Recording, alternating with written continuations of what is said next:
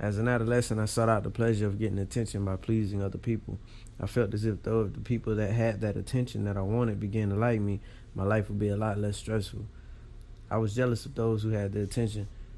I was very hard-headed and did a lot of compulsive things as a child. The attention seemed relieving, but it only made things worse. I had not gained anything except a range of cockiness. Ironically, this would eventually lead me to developing the humbleness I live with now. It was sophomore year. I played the tenors on the drum line, had been working all summer long on the perfect show. Band camp was very rigorous and tiring.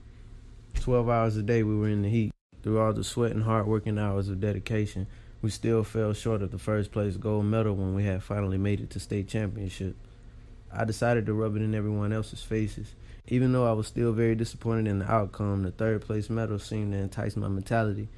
I had always been the first person to celebrate. I knew exactly how it felt to be in their position, but I had not taken into consideration anyone's feelings. Those dozens of hours and seconds gasping for air for the next run at practice meant a lot, more than anything else in the world at that moment.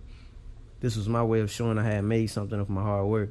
We'd arrived at the school later that night. In the process of changing out of my band uniform, my band director had asked me into his office. At this point in the season, we had become very close. Mr. Norman, a man of high moral standing and looked upon as a good man of will but hard work. I found that after a while I looked up to him. I believe his humble, hard-working mentality had drawn me in after a while of studying and having to be around him as much as I had to. Even though I was very compulsive, I also had the wit and was always very sensitive to everything that went on around me. That's how I've always been. I got into the office and he sat me down and gave me a glaring look as if he were looking into his own son's eyes and asked me, "What makes you better than anyone else on that field?" I had no reply. I guess I got more than I was bargaining for. I was wrong. He went on saying that everyone that had made it to the competition worked as hard, if not harder, to get to that position than we did. He highly encouraged me to become more humble and taught me how not to have the arrogance and big-headedness, but more so to have the discipline and honor for oneself. To make good decisions is to be smart about the ones you have in your hands and make the best out of the ones you have no control over. After a few minutes, I understood the negative impacts of my ways and sought out to change them. Life lessons can come from anywhere. A friend, an associate, a lunch lady, or even a person I'd never met before.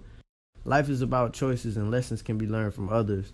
I learned how to take on the leadership and responsibility and had influenced others on and off the drum line. This seemed to fulfill that accomplishment of success that I've been searching for all this time. To be a humble person is to see the light of all situations, no matter how upsetting or embarrassing they may be. This makes you stronger mentally, and to have a strong mind is to have a strong base and foundation for future success and improvement. I keep these traits with me every day, realizing that it made me a better person overall.